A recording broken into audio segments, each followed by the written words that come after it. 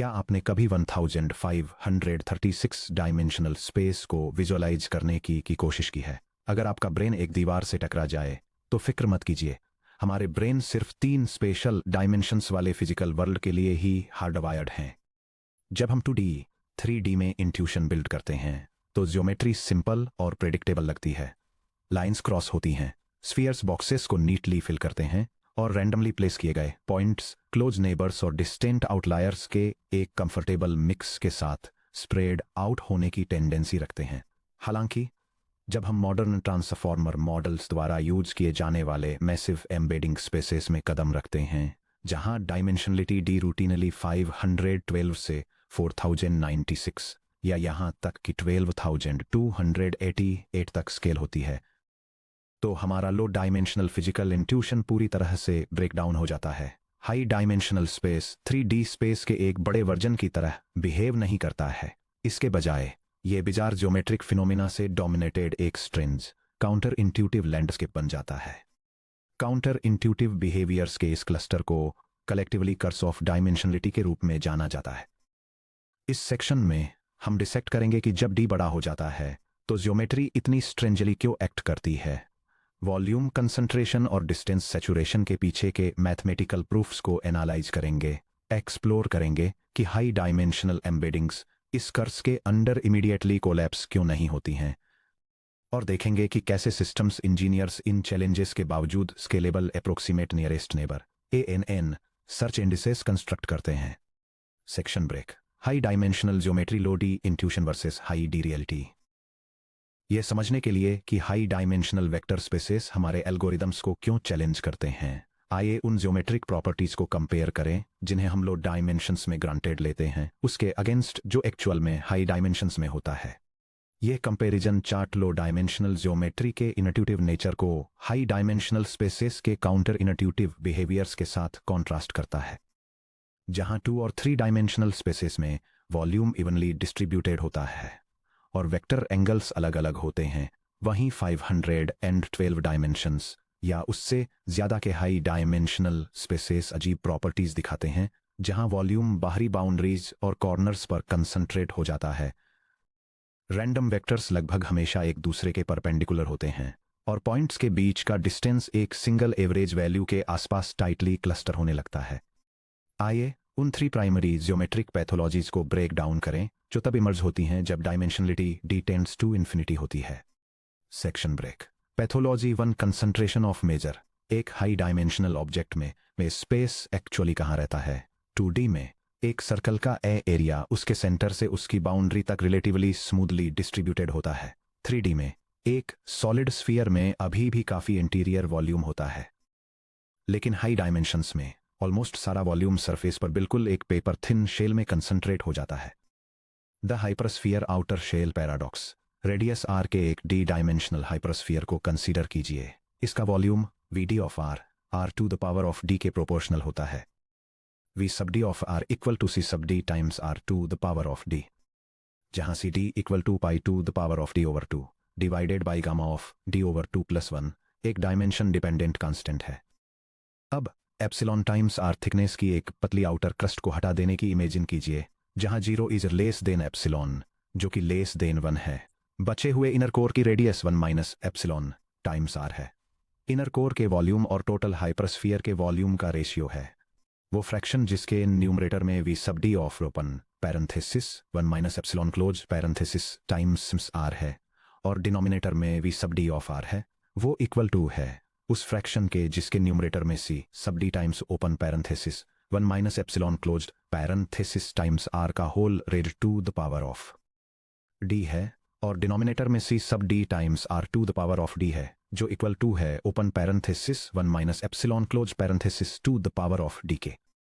चलिए real numbers डालकर देखते हैं कि ये रेशियो कितनी तेजी से कोलैप्स होता है। मान लीजिए हम रेडियस के सिर्फ 1% की एक बहुत पतली आउटर स्किन को देखते हैं जहां एप्सिलॉन इक्वल टू 0.01 है, d इक्वल टू 3 डायमेंशंस में वो फ्रैक्शन जिसके न्यूमरेटर में v सब 3 ऑफ 0.99 r है और डिनोमिनेटर में v सब 3 ऑफ r है वो इक्वल टू है 0.999 क्यूब्ड के जो अप्रोक्सीमेटली 0.99703 है। जिसका मतलब है कि वॉल्यूम का सिर्फ 3% हिस्सा ही आउटर 1% शेल में है। डी इक्वल टू 512 डायमेंशंस में वो फ्रैक्शन जिसके न्यूमरेटर में वी सब 512 ऑफ 0.999 आर है और डिनोमिनेटर में वी सब 512 ऑफ आर है, वो इक्वल टू है 0.99 टू द पावर ऑफ 512 के, जो अप्रोक्सीमेटली 0.000558 है, जिसका मतलब है कि वॉल्यूम का 99.42% हिस्सा आउटर 1% शेल में रहता है। डी इक्वल टू 1536 डायमेंशंस में for example standard OpenAI text embedding 3 small या एडा 002 साइज, वो फ्रैक्शन जिसके न्यूमरेटर में भी सब 1536 ऑफ 0.99 आर है और डिनोमिनेटर में भी सब 1536 ऑफ आर है, वो इक्वल टू है 0.999 टू द पावर ऑफ 1536 के, जो approximately 1.9 times 10 to the power of -7 है, जिसका मतलब है कि वॉल्यूम का 99.999998% हिस्सा आउटर शेल में रहता है।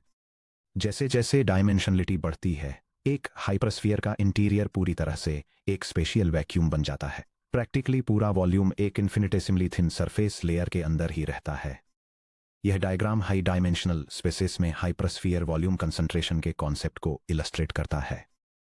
यह एक 2 डायमेंशनल सर्कल को, जहां वॉल्यूम पूरे इंटीरियर में डिस्ट्रीब्यूटेड होता है, एक 1536 डायमेंशंस के हाई डायमेंशनल हाइपरस्फीयर से कंपेयर करता है और दिखाता है कि नियरली सारा वॉल्यूम एक थिन आउटर क्रस्ट में कंसंट्रेटेड है। The hypercube corner paradox. अब ओरिजिन पर सेंटर्ड साइड लेंथ 2 वाले एक हाइपरक्यूब को कंसीडर कीजिए, जो हर डायमेंशन में -1 से 1 तक फैला हुआ है। इसका total volume V cube equal to the power of D है। इस हाइपरक्यूब के अंदर हम रेडियस r इक्वल टू 1 का एक इंस्क्राइब्ड हाइपरस्फीयर रखते हैं। हाइपरस्फीयर के वॉल्यूम का हाइपरक्यूब के वॉल्यूम से रेशियो है। वो फ्रैक्शन जिसके न्यूमरेटर में भी सब स्फीयर है और डिनोमिनेटर में भी सब क्यूब है, वो इक्वल टू है उस फ्रैक्शन के जिसके न्यूमरेटर में एक फ्रैक्शन है जिसके न्यूमरेटर में pi to the power of d over 2 है और डिनोमिनेटर में gamma of open parenthesis d over 2 + 1 close parenthesis है और डिनोमिनेटर में 2 द पावर ऑफ d है, जो इक्वल टू है उस फ्रैक्शन के जिसके न्यूमरेटर में pi to the power of d over 2 है और डिनोमिनेटर में 2 the power of d times gamma of open parenthesis d over 2 + 1 close parenthesis है। गामा फंक्शन के लिए स्टर्लिंग्स अप्रोक्सीमेशन का यूज करते हुए, जहां gamma of n+1 approximately square root of 2 pi n times n over e2 the power of n है, हम देख सकते हैं कि क्या होता है जब d इन्फिनिटी को अप्रोच करता है। लिमिट जैसे जैसे d इन्फिनिटी को अप्रोच करता है, उस फ्रैक्शन की जिसके न्यूमरेटर में भी सब स्फीयर है और डिनोमिनेटर में भी सब क्यूब है, वो इक्वल टू 0 है। 2D में एक स्क्वायर में इंस्क्राइब्ड सर्कल पाई ओवर 4 को कवर करता है, जो स्क्वायर के एरिया का अप्रोक्सीमेटली 78.55% है। 3D में एक क्यूब के अंदर का स्फीयर पाई ओवर 6 ऑक्यूपाई करता है, जो वॉल्यूम का अप्रोक्सीमेटली 52.4% है। जब तक हम d इक्वल टू 10 पर पहुंचते हैं, इंस्क्राइब्ड स्फीयर हाइपरक्यूब के वॉल्यूम का 0.25% से भी कम लेता है। हाइपरक्यूब का सारा वॉल्यूम कहाँ चला गया? ये to the d high dimensional corners में माइग्रेट हो जाता है। हाइपरक्यूब के सेंटर से किसी भी फेस के सेंटर की डिस्टेंस हमेशा 1 होती है, लेकिन सेंटर से किसी भी 2 d कॉर्नर्स की डिस्टेंस है। d sub corner equal to है square root of sum from i equal to 1 to 2d of open parenthesis + और -1 क्लोज पैरेंथेसिस स्क्वेयर्ड के, जो इक्वल टू है स्क्वायर रूट ऑफ d के। d इक्वल टू 1536 के लिए एक कॉर्नर की डिस्टेंस 1536 का स्क्वायर रूट है, जो सेंटर से अप्रोक्सीमेटली 39.19 यूनिट्स दूर है। हाई डायमेंशनल हाइपरक्यूब्स ब्लॉकी बॉक्सेस नहीं होते हैं, वे लंबे पतले टेंटेकल्स वाले अजीब मल्टी स्पाइक्ड सी अर्चिन्स की तरह दिखते हैं, जो बाहर की तरफ टू द d डायरेक्शंस में फैले होते हैं। Section break. Pathology 2 almost all random vectors orthogonal होते हैं। हाई डायमेंशनल स्पेस की एक और एस्टोनिशिंग प्रॉपर्टी यह है, अगर आप रैंडमली 2 वेक्टर्स चुनते हैं तो वे लगभग निश्चित रूप से एक दूसरे के परपेंडिकुलर होते हैं। मान लीजिए u v in R2 the d 2 vectors हैं जिनके कंपोनेंट्स एक standard normal distribution n of 0, 1 से इंडिपेंडेंटली सैंपल किए गए हैं। इनर प्रोडक्ट है वेक्टर u और वेक्टर v का इनर प्रोडक्ट इक्वल टू है sum from i equal to 1 to d of u sub i times v sub i के। हर term Z sub I equal to you sub I times v sub I दो independent standard normal variables का product है, जिसका mean है expected value of Z sub I equal to expected value of u sub I times expected value of v sub I, जो 0 के equal है।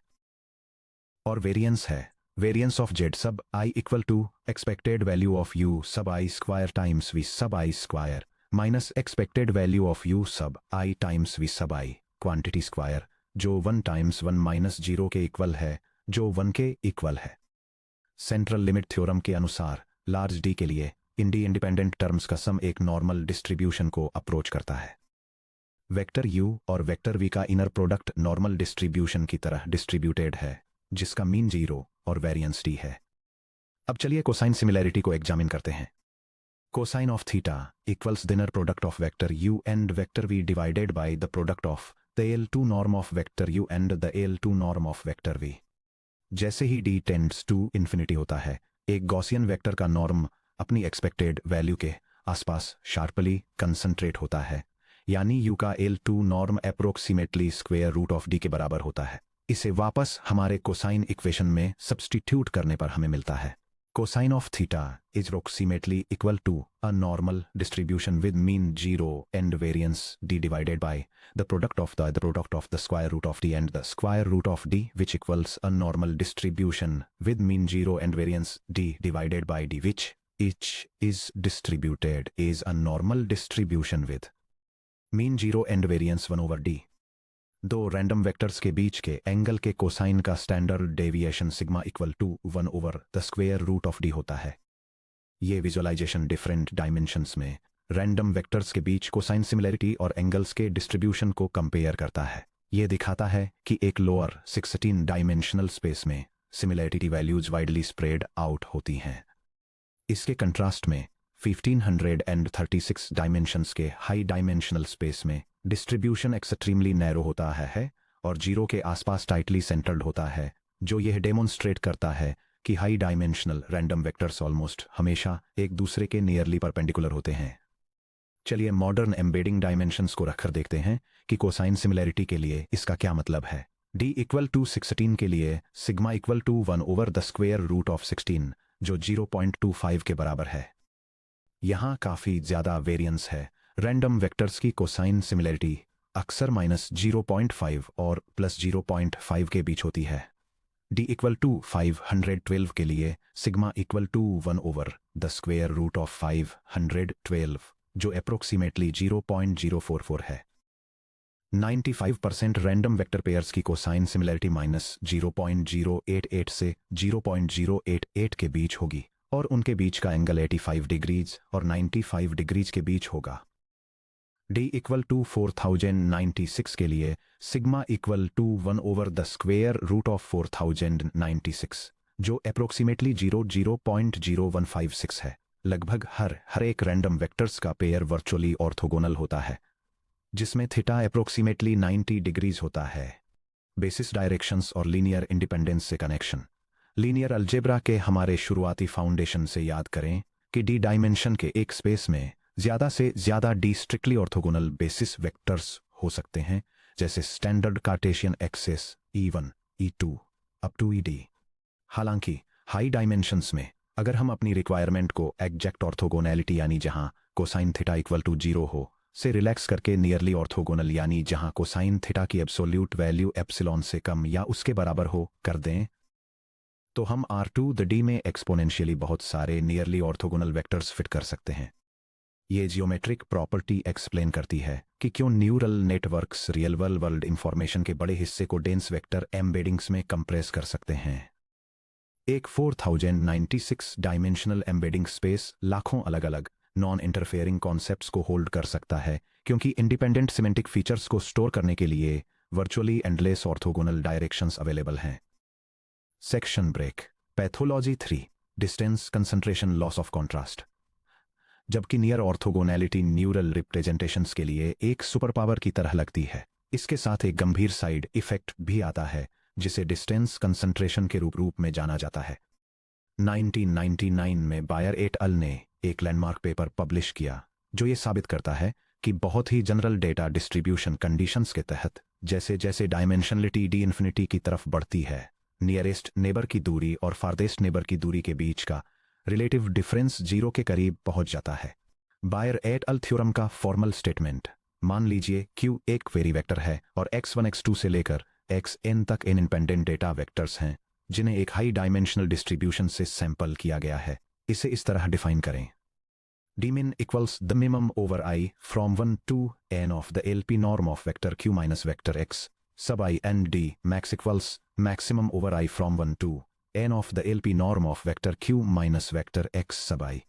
Data distribution के variance से जुड़ी ब्रॉड कंडीशंस के तहत किसी भी मेट्रिक LP के लिए the limit as d approaches infinity of the probability that the fraction d max minus d min divided by d in is less than or equal to epsilon equals 1 for all epsilon greater than 0।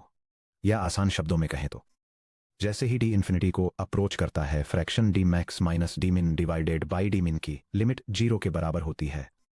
Practice में इसका क्या मतलब है? Imagine कीजिए कि आप R2000 में 1 million random vectors के एक डेटाबेस में एक क्वेरी Q के सबसे नज़दीकी मैच के लिए सर्च कर रहे हैं। आप हर पॉइंट के लिए यूक्लिडियन डिस्टेंस कैलकुलेट करते हैं। पूरे डेटा सेट में सबसे नज़दीकी पॉइंट की दूरी मान लीजिए d min इक्वल टू 44.71 है। डेटा सेट में सबसे दूर वाले पॉइंट की दूरी d max इक्वल टू 44.89 है। सबसे नज़दीकी डॉक्यूमेंट और सबसे दूर वाले डॉक्यूमेंट के बीच का रिलेटिव डिफरेंस 0.4% से भी कम है। ये विजुअलाइजेशन डिस्टेंस सैचुरेशन फिनोमेना को एक्सप्लेन करता है, जो दिखाता है कि कैसे डायमेंशनलिटी बढ़ने के साथ डिस्टेंस कॉन्ट्रास्ट कम होता जाता है। ये दिखाता है कि लोअर डायमेंशनल स्पेसेज में पॉइंट्स के बीच मीट्स मैक्सिमम और मिनिमम डिस्टेंसेस के बीच काफ़ी हाई कॉन्ट्रास्ट होता है। हालांकि जैसे ही डायमेंशंस का नंबर थाउजेंड्स में बढ़ता है, यह कॉन्ट्रास्ट कोलैप्स हो जाता है, जिसका मतलब है कि सभी पॉइंट्स एक दूसरे से लगभग इक्विडिस्टेंट दिखने लगते हैं। जब डिस्टेंस कंसंट्रेशन होता है तो यूक्लिडियन डिस्टेंस अपनी डिस्क्रिमिनेटिव पावर खो देता है। हर पॉइंट दूसरे हर पॉइंट से लगभग बराबर दूरी पर दिखने लगता है।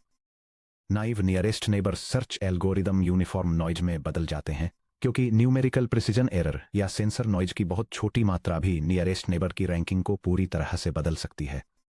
सेक्शन ब्रेक वो high neural networks actually work the latent manifold hypothesis in severe geometric pathologies को देखते हुए एक नेचुरल सवाल उठता है कि अगर high dimensional space distance matrix के लिए ऐसा हॉस्टाइल नाइटमेयर है, तो वेक्टर डेटाबेसेज LLM एम्बेडिंग्स और रैग सिस्टम्स इतने रिमार्केबली वेल काम कैसे करते हैं? इसका जवाब एक फंडामेंटल रियलाइजेशन में है। Real world data embeddings high dimensional ambient space को यूनिफॉर्मली फिल नहीं करते हैं। Intrinsic dimension versus ambient dimension. एक इमेज मॉडल को कंसीडर कीजिए जिसका input dimension d equals pulse 3 times 512 times 512 है, जो 786,432 के इक्वल है। सभी पॉसिबल पिक्सेल कॉम्बिनेशंस के सेट में random white noise, images static snow और स्क्रैम्बल्ड आर्टिफैक्ट्स शामिल हैं। हाउएवर नेचुरल इमेजेज जैसे डॉग्स की फोटोज, लैंडस्केप्स, टेक्स्ट और फेसेज का सेट उस स्पेस का एक वेनिसिंगली स्मॉल और हाईली स्ट्रक्चर्ड सबसेट बनाता है। यह डायग्राम मशीन लर्निंग में लेटेंट मैनिफोल्ड कॉन्सेप्ट को इलस्ट्रेट करता है। यह रैंडम नॉइज से भरे एक हाई डायमेंशनल एम्बिएंट स्पेस को एक बहुत ही लोअर डायमेंशनल सिमेंट सबस्पेस से कंपेयर करता है, जहां एक्चुअल टेक्स्ट और इमेज एम्बेडिंग्स रिसाइड करते हैं। यह विजुअलाइजेशन एक्सप्लेन करता है कि कैसे manifold hypothesis curse of dimensionality को ओवरकम करने में हेल्प करता है, ये दिखाकर कि real world data points larger space के अंदर एक लोअर डायमेंशनल स्ट्रक्चर पर कंसंट्रेट करते हैं। यह फिनोमिना मैनीफोल्ड हाइपोथेसिस से गवर्न होता है। Real world high dimensional data जैसे natural language, text, voice, audio या natural images high dimensional ambient space R2D के अंदर एम्बेडेड डायमेंशनल सब मैनीफोल्ड्स M के पास कंसंट्रेट होते हैं, जहां इंट्रिंसिक डायमेंशनलिटी D*D से बहुत कम होती है। जबकि एक text embedding vector ambient dimension d equals 1536 में रहता है। लामा या बर्ट जैसे मॉडल द्वारा जनरेटेड एक्चुअल सिमेंटिक मैनीफोल्ड की इंट्रिंसिक डायमेंशनलिटी केवल d* इज अप्रोक्सीमेटली 20 to 50 हो सकती है। क्योंकि real embedding data lower dimensional manifolds पर रहता है, पॉइंट्स हाइपरस्फीयर में यूनिफॉर्मली डिस्ट्रीब्यूटेड नहीं होते हैं। सिमेंटिक क्लस्टर्स डेंस और लोकलाइज्ड नेबरहुड्स बनाते हैं, डिस्टेंस मैट्रिक्स मैनीफोल्ड सरफेस के साथ स्ट्रॉन्ग डिस्क्रिमिनेटिव कंट्रास्ट बनाए रखते हैं, जिससे वे यूनिफॉर्म डिस्टेंस सैचुरेशन अवॉइड होता है, जो आइसोट्रोपिक गॉसियन नॉइज को परेशान करता है। अटेंशन स्केलिंग रिकैप ऑफ सब टॉपिक 8.3। अब हम यह भी रिविजिट कर सकते हैं कि ट्रांसफॉर्मर आर्किटेक्चर क्यों स्केल डॉट प्रोडक्ट अटेंशन के अंदर 1/√d सबके टर्म को एक्सप्लिसिटली इंक्लूड करते हैं। Attention of Q K and v equals the softmax of the quantity Q times K transpose divided by the square root of d sub k times v। जैसा कि हमने pathology 2 में prove किया था, d सब के डायमेंशन के दो इंडिपेंडेंट रैंडम वेक्टर्स के बीच डॉट प्रोडक्ट का वेरिएंस एग्जैक्टली d सब के होता है। The variance of vector q transpose times vector के इक्वल्स d सब के। बिना 1/√d स्केलिंग फैक्टर के जैसे जैसे क्वेरी या कि प्रोजेक्शन डायमेंशन d सब के बढ़ता है, जैसे कि 64 से 1024 तक, डॉट प्रोडक्ट्स q के ट्रांसपोज का magnitude square root of d sub k से स्केल होता है। बड़े dot products softmax activation function को एक्सट्रीम सैचुरेशन रीजन्स में धकेल देते हैं, जहां आउटपुट्स 0 या 1 के करीब पहुंच जाते हैं, जिससे बैकअप प्रोपेगेशन के दौरान ग्रेडियंट्स वैनिश होने लगते हैं, यानी softmax prime of z approaches to 0। Square root of d sub k से डिवाइड करने पर वेरिएंस वापस 1.0 पर नॉर्मलाइज हो जाता है, जिससे ट्रांसफॉर्मर लेयर के अंदर कर्स ऑफ डायमेंशनलिटी न्यूट्रलाइज हो जाती है। Section break. वेक्टर डेटाबेसेस और RAG retrieval augmented generation architecture पर प्रैक्टिकल इम्पैक्ट।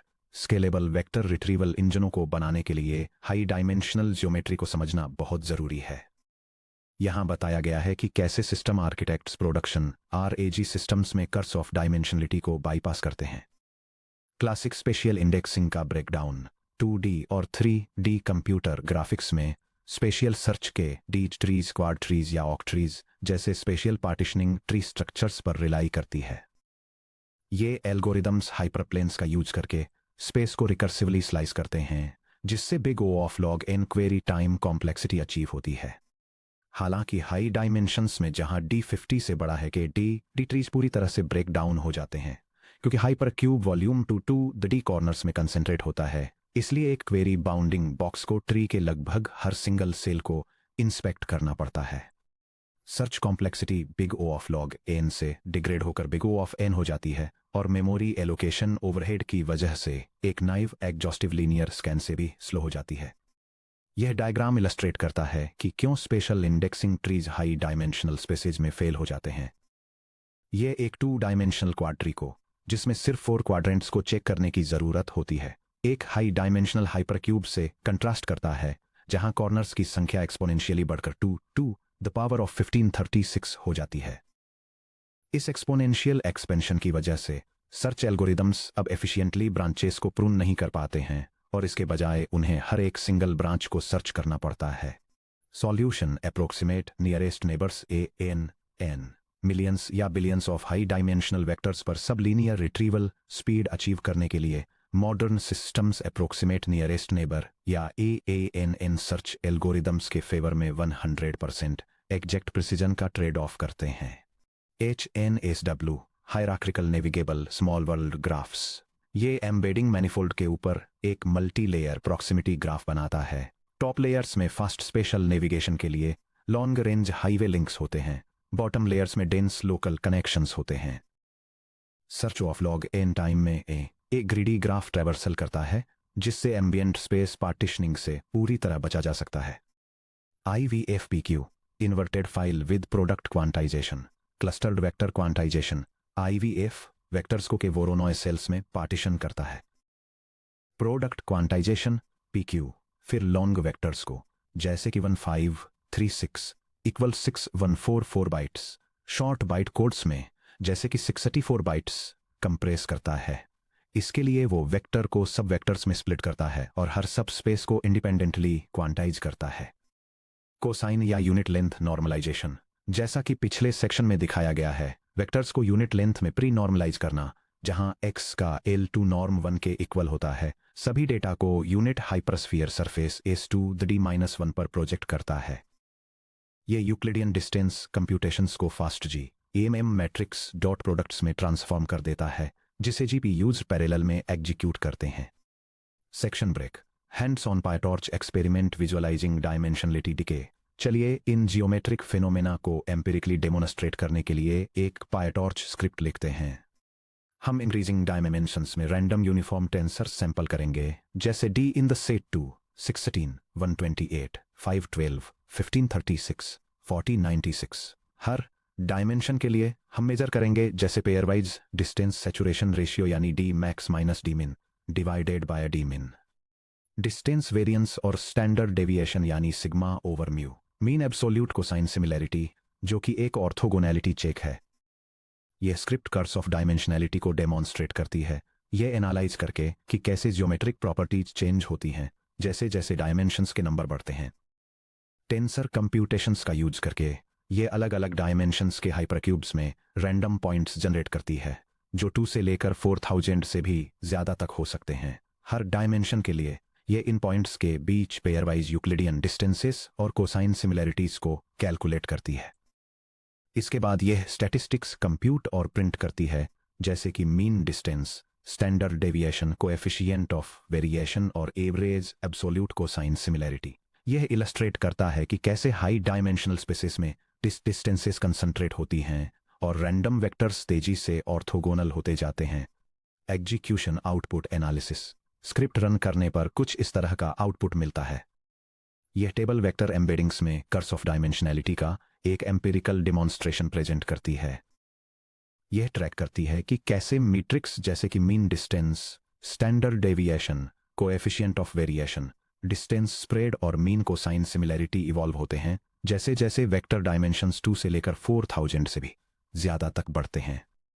रिजल्ट्स दिखाते हैं कि जैसे जैसे डायमेंशनैलिटी बढ़ती है, डिस्टेंसेस के बीच का रिलेटिव डिफरेंस श्रिंक होता है, जो ये इलस्ट्रेट करता है कि कैसे हाई डायमेंशनल वेक्टर्स एक दूसरे से इक्विडिस्टेंट होने लगते हैं। चलिए एनालाइज करते हैं कि ये नंबर्स हमें क्या बताते हैं। Mean distance O of the square root of d के रूप में स्केल होता है। Average pairwise distance d equals 2 पर 0.7381 से बढ़कर डी इक्वल्स 4096 पर 33.0412 हो जाता है। ध्यान दें कि square root of 4096 divided by 512 8 के स्क्वायर रूट के इक्वल होता है, जो कि अप्रोक्सीमेटली 2.82 है। ये मीन डिस्टेंसेस के रेशियो यानी 33.04 डिवाइडेड बाय 11.67 से मैच करता है, जो कि अप्रोक्सीमेटली 2.83 है। डिस्टेंस वेरिएंस फिक्स्ड रहता है, जबकि कोएफिशिएंट ऑफ वेरिएशन कोलैप्स हो जाता है। ध्यान दीजिए कि कैसे स्टैंडर्ड डेविएशन सिग्मा लगभग कांस्टेंट रहता है, अप्रोक्सीमेटली 0.43, जबकि मीन डिस्टेंस म्यू एक्सपैंड होता है।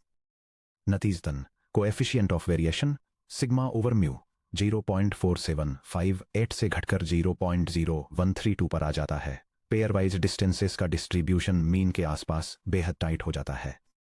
रिलेटिव कंट्रास्ट रेशियो 99% से ज्यादा गिर जाता है। डी इक्वल टू 2 पर सबसे दूर वाला पॉइंट पेयर सबसे पास वाले पेयर की तुलना में लगभग 8 टाइम्स ज्यादा दूर है, जहां D max minus d min divided by D मिन इक्वल्स 7.82 होता है। डी इक्वल टू 4096 तक वह स्प्रेड सिमटकर सिर्फ 0.0751 या 7.5% रह जाता है। रिलेटिव कंट्रास्ट गायब हो जाता है। Orthogonality convergence. रैंडम वेक्टर्स के बीच का average absolute cosine similarity d equal to 2 पर 0.6341 से घटकर डी इक्वल 4096 पर 0.0124 हो जाता है। जैसा कि एक्सपेक्टेड था, हाई डायमेंशनल रैंडम वेक्टर्स लगभग ऑर्थोगोनल हो जाते हैं। Section break.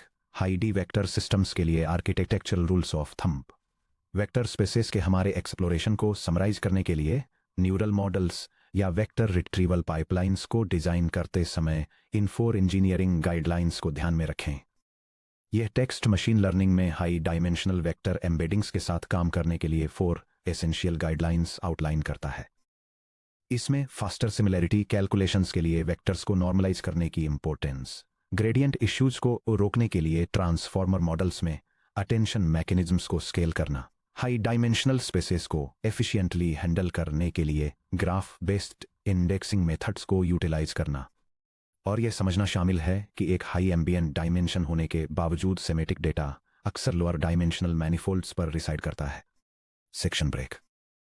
इन मैथमेटिकल और ज्योमेट्रिक फाउंडेशंस के साथ अब आपके पास इस बात की एक कंप्लीट पिक्चर है कि न्यूरल मॉडल्स कैसे सेमेटिक कॉन्सेप्ट्स को कंटिन्यूअस स्पेसेस में मैप करते हैं, कैसे डिस्टेंस मैट्रिक्स उनके रिलेशंस को मेजर करते हैं, और कैसे modern vector engines high dimensional spaces को एफिशिएंटली नेविगेट करते हैं। अगले सेक्शन 12.5 चैप्टर चीट शीट और नोटबुक रेफरेंस समरी में हम चैप्टर 12 के सभी की equations, geometric proofs, metric selection tables और कोड स्निपेट्स को सिस्टम डिजाइन और इंटरव्यू प्रिपरेशन के लिए एक क्विक रेफरेंस गाइड में कंसोलिडेट करेंगे।